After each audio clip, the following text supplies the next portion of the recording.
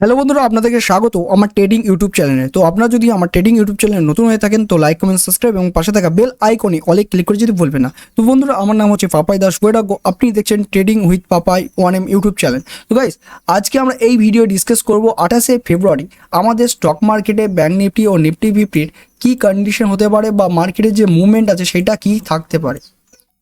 তো I think তোমরা বুঝতে পারছো এইটা একটা আমাদের বলতে পারো প্রেডিকশন, যেটা আমরা করছি 28শে ফেব্রুয়ারির সম্পর্কে যে মার্কেটে কী হতে পারে। তো সবার আগে তোমাদের টাইম নষ্ট না করে আজকে আমাদের প্রথমে অ্যানালাইসিস করে নেবো আমাদের নিফটি ফিফটি। তো তোমরা দেখছো অলরেডি আমরা নিফটি ফিফটি সিলেক্ট করে রেখেছি। তো বেসিকলি আমরা এর আগেও একটা অ্যানালাইসিস করেছিলাম, সেটা যদি না দেখে থাকো তাহলে দেখার দরকার নেই, কারণ অ্যানালাইসিস একদিনই জন্যই হয়, কেননা মার্কেটের যে পরিস্থিতি সেটা চেঞ্জ হতেই থাকে। তো বেসিক্যালি আমরা ওপরে যে জোনটা আছে আপাতত ডিলিট করছি। তো আমাদের যে নিফটি ফিফটির প্রেডিকশনটা আছে সেটা যদি তুমি দেখো, আমাদের ফার্স্ট যেটা ইম্পর্টেন্ট এখন চলছে মার্কেটে, তুমি যদি ট্রেন নাও নিফটি ফিফটিতে তাহলে তুমি নিফটি ফিফটির ট্রেন নেবে শুধু ডাউন ট্রেন্ডে ট্রেন। যদি ট্রেন নাও তাহলে তুমি নিফটি ফিফটির যে ট্রেনটা নিতে পারো সেটা হচ্ছে ডাউন ট্রেন নিতে পারো। আপ ট্রেন্ড এখন তুমি ভাববেও না, কারণ আপ ট্রেন্ডের মতো মার্কেটের কোনো স্ট্রাকচার তৈরি হচ্ছে না, না মার্কেটের ওরকম পরিস্থিতি আছে। তুমি দেখতে পাচ্ছ বিগত ছ মাস ধরে মার্কেটের ডাউন ট্রেন্ডই চলছে। কিন্তু রিজন হচ্ছে এখন একটা পয়েন্ট আছে, যে পয়েন্টটা যদি ভেঙে যায় না, ওই পয়েন্টটা না ভাঙলে তুমি ট্রেন নেবে না বা একটা লেভেল আছে। দেখো, যদি আমাদের নিফটি ফিফটি অ্যানালিসিসের কথা বলো তাহলে ওপরের আমাদের একটা রেজিস্ট্যান্স জোন আছে, সেটা হচ্ছে 22,550। এইটা একটা খুব ভালো আমাদের রেজিস্ট্যান্স জোন, যেটা একটা সাপোর্ট জোন ছিল, সেটা 3 PM এর মুভ এসে সেটা ভেঙে গেছে। আর এই যে আমাদের যে সাপোর্ট জোনটা ছিল 22,550, এইটা হয়ে গেছে আমাদের একটা রেজিস্ট্যান্স জোন। তার মানে কালকে মার্কেটে আমাদের 22,550টাকে এই যে জোনটা আছে এই জোনটাকে মার্কেট ভাঙতে পারবে না। এটা একটা খুবই পাওয়ারফুল রেজিস্ট্যান্স জোন, ঠিক আছে। তো আমাদের মার্কেট কালকে 550-এর ওপর যাবে না। আবার তুমি যদি দেখো, আমরা প্রথমে যে ডাউন সাইডের ট্রেন্ড নিতে বললাম সেটা যদি লক্ষ্য করে দেখো, যতক্ষণ না মার্কেটে 22,500 না ভাঙছে, দেখো 22,500 না ভাঙছে, তুমি কোনো ডাউন সাইডের ট্রেন্ড নেবে না, ঠিক আছে। ডাউন সাইডের ট্রেন্ড নেবে না, কারণ হচ্ছে 22,500-তে আমাদের আছে একটা পাওয়ারফুল সাপোর্ট জোন। যদি আমাদের 22,500 যে জোনটা আছে এটা যদি আমাদের ভেঙে যায় তাহলেই তুমি ডাউন সাইডে ট্রেন্ড নেবে, এবং তুমি মিনিমাম ধরতে পারো 22,500 ভেঙে গেলে তারপরে তুমি 22,400 মানে 100 পয়েন্টের একটা মুভমেন্ট দেখতে পারো। কিন্তু তার মধ্যে যদি দেখো আমাদের 22,450-এতে একটা জোন আছে সাপোর্ট জোন, সেইখানে হলে মার্কেট কিছুক্ষণ ওয়েট করতে পারে। মানে মার্কেট হয়তো একটুখানি নিচে এসে টাইম স্পেন্ড করবে এবং তারপরে মুভমেন্ট দিলে 22,400-তে চলে যেতে পারে। এইটা হচ্ছে আমাদের নিফটি ফিফটির বলতে পারো 28শে ফেব্রুয়ারি আমার প্রেডিকশান, ঠিক আছে। 28শে ফেব্রুয়ারির প্রেডিকশান। তো তুমি বুঝতে পারলে নিফটি ফিফটিতে কী চলছে। তো আরেকবার যদি আমি ছোটো করে বলে দিই, মার্কেট কালকে আমি যদি টাইম ফ্রেমটা একটু ঠিক করে নিই, একটু রিপ্লেস করে নিই, তাহলে তুমি যদি দেখতে পাবে মার্কেট সাইডওয়েজ জোন ছিল।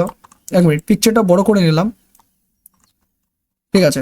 তো তুমি যদি এখানে দেখো নিফটি ফিফটি যে এখন পরিস্থিতি সেটা হচ্ছে নিচে যে জোনটা আছে 22,500, এই 500 জোনটা যেটা আমরা গ্রিন লাইন দিয়ে ড্র করেছি এটা খুব পাওয়ারফুল একটা সাপোর্ট জোন, ঠিক আছে। এটা পাওয়ারফুল সাপোর্ট জোন। এর কথা হচ্ছে নিফটি ফিফটি কালকে যদি ফ্ল্যাট ওপেন হলে মার্কেটে কি হতে পারে। ফ্ল্যাট ওপেন হলে মার্কেট কালকে সাইডওয়েজ থাকবে, কারণ আমাদের যেটা 22,500 আছে, যেটা আমরা ডিসকাস করলাম 22,500 জোনটা আমাদের একটা খুব পাওয়ারফুল সাপোর্ট জোন।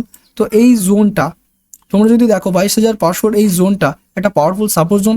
মার্কেট যদি এইটা এসে ট্যাপ করে ধীরে ধীরে হয়ে যায় তাহলে 22,500 থেকে 22,550 এইটায় তারা টাইম মানে সাইডওয়েজ জোন করে কাটিয়ে দেবে, ঠিক আছে।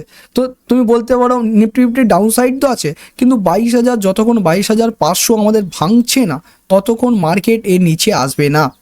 আর যদি এরপরে যদি আমাদের এটা 22,500টা যদি ভেঙে যায় 22,000, ঠিক আছে, 22,500 যদি আমাদের ভেঙে যায় তাহলে মার্কেট আমাদের একটা ভালো ডাউন সাইডের মুভমেন্ট দেবে আর তুমি একটা ডাউন সাইডের ট্রেড ক্যাপচার করতে পারবে। আর এখন আপ ট্রেন্ডের কথা তুমি ভেবো না, কারণ আপ ট্রেন্ডের কথা হচ্ছে উপরে যে জোনটা আছে 22,550 এটা একটা খুব পাওয়ারফুল সাপোর্ট জোন ছিল যেটা ভেঙে গেছে। তাই এইটা 22,550 যেটা আমরা বললাম এটা একটা খুব ভালো রেজিস্ট্যান্স জোনের মতন কাজ করবে। তো কালকে 22,500 উপরে যাবে না, ঠিক আছে।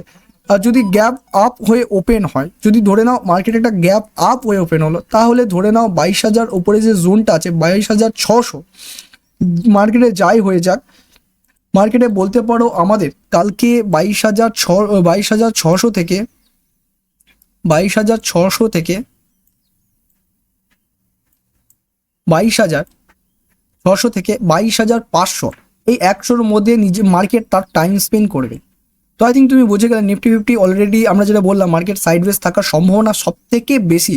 তাই আমি বলবো 28শে ফেব্রুয়ারি তোমরা ট্রেড করবে না যদি মার্কেট এই দুটি জোনের 22,600 22,500 যদি মিডিলে থাকে, তোমাদের ট্রেড করার কোনো দরকার নেই, কারণ মার্কেট সাইডওয়েজ জোন তৈরি করে তোমাদের পয়সা নেওয়ার জন্য। ঠিক আছে, এই সাইডওয়েজ জোন তৈরি করে তোমাদের পয়সা নেওয়ার জন্য। তো এটা ছিল আমাদের নিফটি ফিফটির অ্যানালাইসিস। তো এবার আমরা করবো ব্যাঙ্ক নিফটি অ্যানালাইসিস। তো আমরা ব্যাঙ্ক নিফটি সিলেক্ট করে নিলাম। তো তোমরা যদি দেখো ব্যাঙ্ক নিফটি যেখান থেকে ওপেন হয়েছিল আজকে, যেখান থেকে ওপেন হয়েছিল, যাই হোক এখান থেকে ওপেন হয়েছিল, এটা আমাদের লো।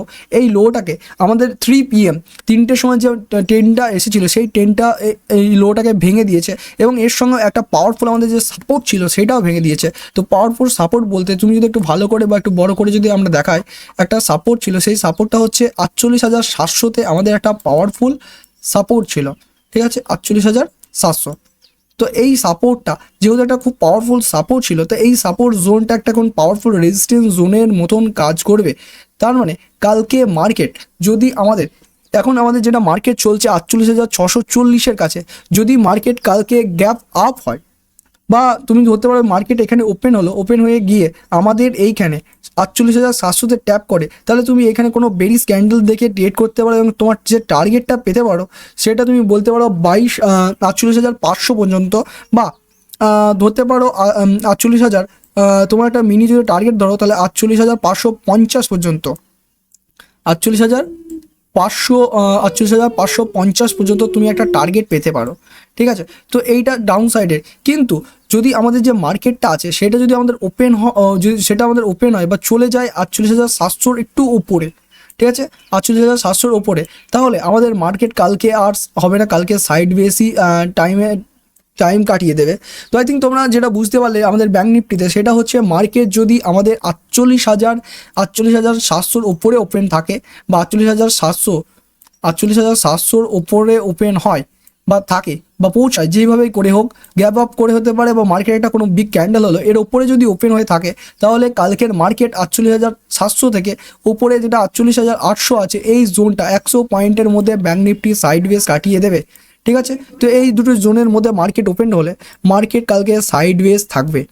ঠিক আছে, তো তুমি যদি নিচের দিকে দেখো ব্যাঙ্ক নিফটিতে, যদি নিচের দিকে যদি আরেকটু দেখা হয়, এবং আমরা যদি ছোট করি, তো আমাদের যেসব উপরে যে রেজিস্ট্যান্স জোনগুলো আছে সেটা খুব পাওয়ারফুল একটা রেজিস্ট্যান্স জোন, আর নিচের যে আমাদের রেজিস্ট্যান্স সাপোর্ট জোনটা আছে সেটা অতটাও পাওয়ারফুল নয়।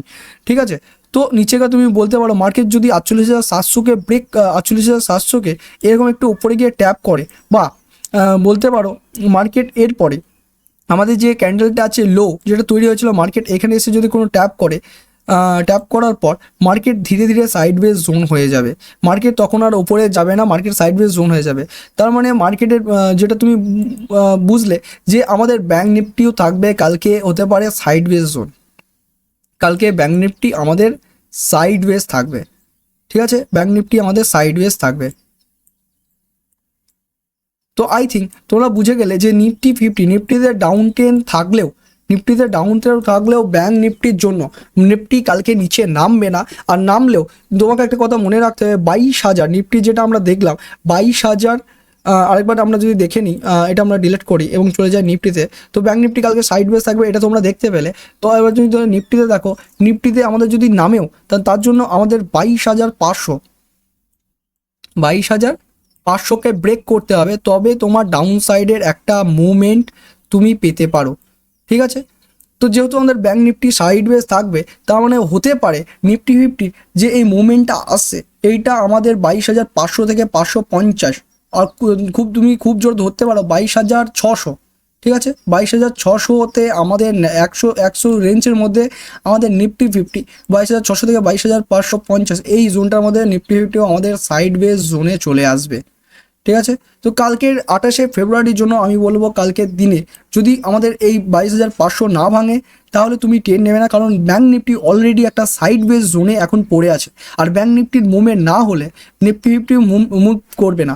কিন্তু তোমাকে একটা জিনিস দেখতে হবে, যদি আমাদের যে 22,500 এই যে জোনটা 22,500 এই যে জোনটা এটা যদি ভেঙে দেয় তাহলে একটা খুব ভালো মুভমেন্ট তোমরা পেতে পারো এবং তোমার টার্গেট হবে 22,450 পর্যন্ত, যেটা আমাদের নিফটিতে। যদি আমি ফাইনালভাবে একবারে বলি ফাইনাল কথা, তাহলে ফাইনাল বলতে পারো নিফটি ডাউন ট্রেন থাকলেও নিফটি যতক্ষণ 22,500 ভাঙছে না, 22,500 জোনটা যতক্ষণ ভাঙছে না ততক্ষণ নিফটি তার সাইড বেস জোন বজায় রাখবে। আর আমাদের ব্যাঙ্ক নিফটি যদি দেখো, ব্যাঙ্ক নিফটির ওপরে বলতে ব্যাঙ্ক নিফটি দেখা হলে ব্যাঙ্ক নিফটির ডাউন ট্রেন্ড আছে, ঠিক আছে, কিন্তু ব্যাঙ্ক নিফটির নিচে যে জোনটা আছে, নিচে অনেকগুলো আমাদের সাপোর্ট জোন আছে, আর ওপরেও বিগত আমাদের একটা সাপোর্ট জোন ভেঙেছে, সেটা আমাদের একটা রেজিস্ট্যান্স জোন হয়ে গেছে, যেটা হচ্ছে আমাদের 48,700 জোনটা। কত? 48,000 আমাদের 700 জোনটা। তো যেহেতু 48,700 একটা পাওয়ারফুল আমাদের সাপোর্ট জোনটা ছিল, সেটাকে ভেঙে একটা পাওয়ারফুল আমাদের একটা রেজিস্ট্যান্স জোন হয়ে গেছে। তো হতে পারে কালকে মার্কেট এই জোনটা নিচের এই জোন থেকে 48,700, মানে তুমি বলতে পারো ব্যাঙ্ক নিফটি 48,700 থেকে নিচের যদি পয়েন্টটা আমরা দেখি আরেকবার করে, তাহলে তুমি দেখতে পাবে নিচে যে পয়েন্টটা আছে 48,500, 48,700 থেকে 48,500 পর্যন্ত, ঠিক আছে, 48,700 থেকে নিচে যে জোনটা আছে 48,500, এইখানে নিফটি ফিফটি তার টাইম স্পেন্ড করে দেবে। তো আই থিঙ্ক তোমাদের একটা সাধারণ নলেজ বা চলে এলো যে ব্যাঙ্ক নিফটিতে কালকে কী হতে পারে। বেশিরভাগ টাইম কালকে সাইড বেস থাকার মানে সাইড বেস থাকতে পারে, কিন্তু নিফটি ফিফটি যেটা আছে সেটা ইম্পর্টেন্ট, সেটা হচ্ছে 22,500 এই জোনটার ওপর একটু ফলো রাখবে। 22,500 যদি ভেঙে যায় একটা ডাউন ট্রেন্ড আসতে পারে আমাদের নিফটি ফিফটিতে, কিন্তু ব্যাঙ্ক নিফটি যদি দেখো ব্যাঙ্ক নিফটি আমাদের সাইড বেস থাকবে। তো আই থিঙ্ক তোমরা বুঝতে পারলে যে আমাদের 28শে ফেব্রুয়ারিতে মার্কেটে কি হতে পারে বা কী হওয়ার সম্ভাবনা আছে। আর তোমরা যদি বুঝতে পারো যে এই ভিডিওটা তোমাদের একটু যদি কোনো কাজে লেগে থাকে বা একটু যদি বুঝতে পারো যে আমাদের প্রেডিকশনটা যদি প্রেডিকশনটা ঠিক ছিল, তাছাড়াও তুমি যদি আমাদের ক্যান্ডেলগুলো দেখো, ঠিক আছে, এই ক্যান্ডেলগুলো ভালো করে দেখলে তুমি বুঝতে পারবে এই ক্যান্ডেলে যে ক্যান্ডেলগুলো ক্রিয়েট হচ্ছে সেইটা কিন্তু একটা উইকওয়ালা ক্যান্ডেল হচ্ছে, উইকওয়ালা ক্যান্ডেল। এই মুভমেন্টটা আসার কারণই হলো এই উইক ক্যান্ডেলের জন্য এই এত বড় মুভমেন্টটা এসেছে। এবার এত বড় মুভমেন্টটা যখন এসেছে এখান থেকে একটা রিট্রেসমেন্টও আসবে, রিট্রেসমেন্ট আসা একদম দরকার, কারণ রিট্রেসমেন্ট আসবে। আর রিট্রেসমেন্ট এলেই মার্কেটে যেটা আছে 22,500 রেঞ্জের মধ্যে 22,550 থেকে 22,500 মধ্যে চলে আসবে। আর চলে এলে আমাদের নিফটি ফিফটি যেটা আছে সেটা সাইড বেস হয়ে যাবে। তো নিফটি ফিফটি এই জন্য আমাদের সাইড বেস হয়ে যাবে। আর ব্যাঙ্ক নিফটির ভালো করে আরেকবার যদি আমরা একটু ডিসকাস করে নিই, ব্যাঙ্ক নিফটিতে আমাদের নিচে যদি দেখা হয় অনেকগুলো আমাদের অলরেডি জোন বা ওপেনিং পড়ে আছে। তুমি দেখতে পাচ্ছ একদিন মার্কেট এইখানে তার ডে ক্লোজ করেছে। তো যেহেতু যে ডেটা আমাদের ক্লোজ করে, ঠিক আছে, যে ক্লোজিং পয়েন্টটা হয় সেটা আমাদের অলরেডি একটা সাপোর্ট জোনের মতন কাজ করে। তাই আমি বলছিলাম মার্কেট যদি এইটাকে ট্যাপ করার পর তাহলে সাইড বেস হয়ে যাবে। তো আই থিঙ্ক তোমাদের ভিডিওটা ভালো লেগেছে। আর তোমরা যদি চ্যানেলে নতুন থাকো তাহলে আমাদের চ্যানেলটিকে সাবস্ক্রাইব করে দিও এবং একটু ভালোবাসাপূর্ণ একটা কমেন্ট করে দিও। Have a nice day.